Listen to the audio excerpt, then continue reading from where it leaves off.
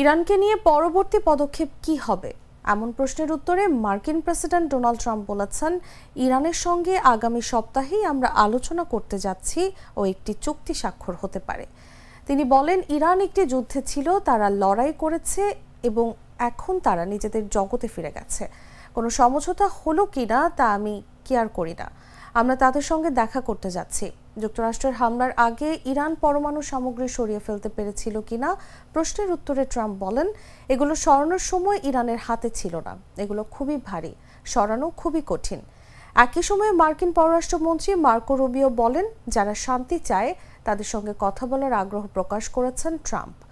আলোচনা আবার শুরু হবে কিনা তা নির্ভর করবে ইরান এতে অংশ নিতে আগ্রহী কিনা তার উপর।